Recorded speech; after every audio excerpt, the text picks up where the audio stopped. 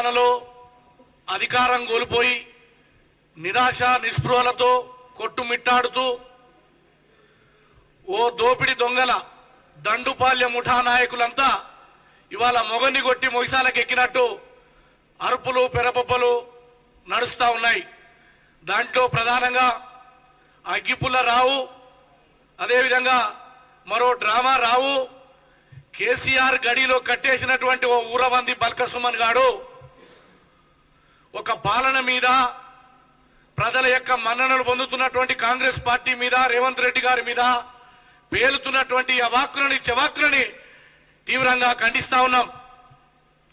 ఒక ప్రజాస్వామ్య వ్యవస్థలో ప్రజలు ఇచ్చినటువంటి తీర్పు గీటురాయి. మీకు 10 సంవత్సరాలు పరిపాలన అప్పగిస్తే తెలంగాణ నిరుద్యోగులని, రైతులని, కార్మికులని, మహిళలని, బీసీ ఎస్సీ ఎస్టీ మైనార్టీ వర్గాల యొక్క ఉద్యమకారుల యొక్క ఆత్మగౌరవాన్ని తాకట్టు పెట్టి ఒక కుటుంబం చేతిలో బందీ అయినటువంటి ఈ తెలంగాణని విడిపించడానికి కాంగ్రెస్ పార్టీని ముందుకు తీసుకొచ్చి ప్రజలని సమీకరించి ఓ యుద్ధం చేసినటువంటి బాహుబలి రేవంత్ రెడ్డి గారు. ప్రజల సంక్షేమే ధ్యేయంగా కాంగ్రెస్ పార్టీని ముందుకు తీసుకుపోతున్నటువంటి ఈ తరుణంలో ఇవాళ పెడబొబ్బలతో అంటే గిచ్చి గిల్లి పంచాయతీలు పెట్టుకొని 4 ఓట్లు సంపాదించుకోవాలన్నటువంటి ఆలోచన. అరే ఓ బల్క సుమన్, ఇవాళ నువ్వు ముఖ్యమంత్రి మీద చెప్పు చూపిస్తున్నావు కదా.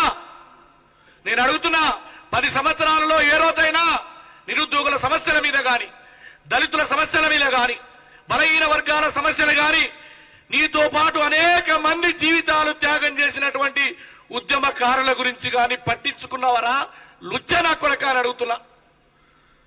సిగ్గు లేదు, శరం లేదు, నీతి లేదు, బేకూఫ్ గాని బేకారు గాని అనేటువంటి పదాలు నేర్పింది నీ నాయకుడు.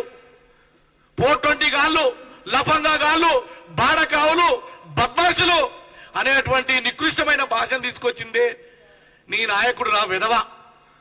అలాంటి సంస్కారం లేనటువంటి కుసంస్కారులు ఇవాళ మా నాయకుడి మీద చెప్పు చూపెడతా ఉన్నారు. దేనికి రాబాయి?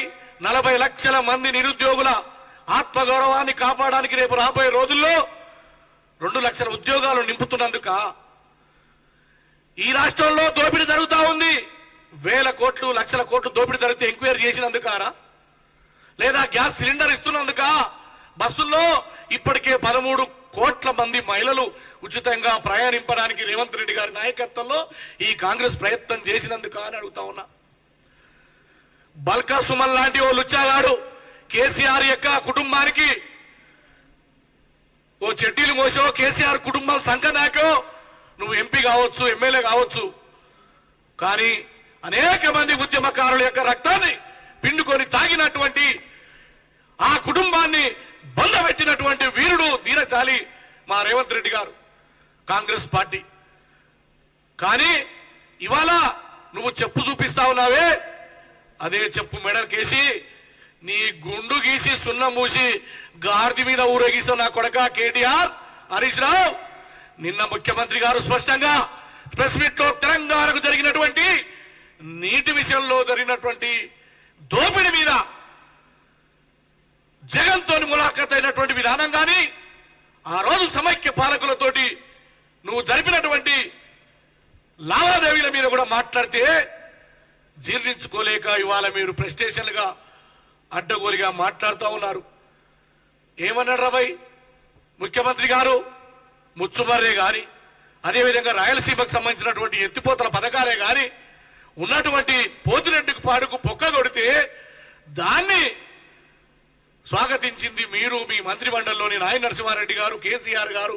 మీరు పంచపరమాన్న భక్షాలు తిని తెలంగాణకు ద్రోహం చేసినటువంటి జలద్రోహులు కేసీఆర్ కుటుంబం, కేసీఆర్ పాలనలోని మంత్రిమండలి. దాని మీద ఇవాళ నువ్వు ఏదో 4 ఓట్లు సంపాదించుకోవాలని నల్గొండలో నువ్వు సభ పెట్టడానికి ప్రయత్నం చేస్తుంటే అది ప్రజలకు వివరించిండు మా నాయకుడు రేవంత్ రెడ్డి గారు. దానికి సమాధానం చెప్పు. 100 మంది నిరుద్యోగులు చచ్చిపోయారు నీ కాలంలో, రైతులు చనిపోయారు, వాటికి సమాధానం చెప్పు. అంతేగాని వ్యక్తిగత దూషణలు పాల్పడితే ఏమన్నాడు కేసీఆర్? నీ రండా అన్నాడు. రండ కంటే ఇంకా భయంకరమైనటువంటి పదాలు ఏమైనా వాడిందా? నపుంసక రాజకీయాలు చేస్తున్నామని నీ కేటీఆర్ అనేక మందిని నపుంసకుడు అన్నాడు. దానికి ఆ రోజు తెలంగాణ సమాజం చీదరించుకున్నా. ఇవాళ నేను అడుగుతున్నా, కేటీఆర్ రండన్నరా, హరీష్ రావు రండన్నరా, బల్కసుమన్ లాంటి లుచ్చాగాడు ఆ రండల మోచేతి నీళ్లు తాగుతున్నటువంటి ఓ దళిత ద్రోహి బలహీన వర్గాల వ్యతిరేకివిరా నువ్వు. మా ముఖ్యమంత్రి గారు చాలా పద్ధతిగా తిట్టిండు. ఇంకా నువ్వు తెలంగాణ సమాజం దగ్గరికి చెప్పులు మెడకేసి కొడతారు నా కొడక. బువ్వకు లేవు నీకు రబ్బర్ చెప్పులు. ఆ రోజు బెల్ట్ షాపులలో మందు తాగేటువంటి లుచ్చాగానివి నువ్వు బల్కసుమన్. ఇవాళ 1000 కోట్లు ఎక్కడి నుంచి వచ్చింది బే నీకు? ఎవరి సొమ్మురా? తెలంగాణ వాదులు అమరవీరులు అనేక మంది పోరాటం చేస్తే తెరచాటున ఉండి లాడ్జీలలో వండుకొని పంది దాగినట్టు దాగి ఉద్యమకారులని అనేక మందిని పోలీసు వాళ్ళు కొడుతుంటే నువ్వు నీ తెలంగాణ భవన్లో వండుకున్నటువంటి నీ చరిత్ర తెలవదారా? అనేక మంది స్త్రీలతోటి రాసలీలలు ఫోన్లలో మాట్లాడిన సందర్భం మాకు పోలీసు అధికారులు చెప్తే మేము దాన్ని ఖండించాము రా వెధవ. ఎందుకంటే మా ఉద్యమకారుని కాబట్టి. నీలాంటి వెధవని మేము తిట్టడం కూడా మాకు సిగ్గనిపిస్తుంది. ఎందుకంటే ఉద్యమంలో మేము పనిచేసినందుకు ఉద్యమ త్యాగాలను కూడా నువ్వు కేసీఆర్ పల్లకీలు మోసి బడుగు బలహీన వర్గాలకు వ్యతిరేకంగా కేసీఆర్ చేస్తే కేసీఆర్ సంఖ నాకినటువంటి ఒక లుచ్చా కానివి లఫూట్ కానివి బల్కసుమన్.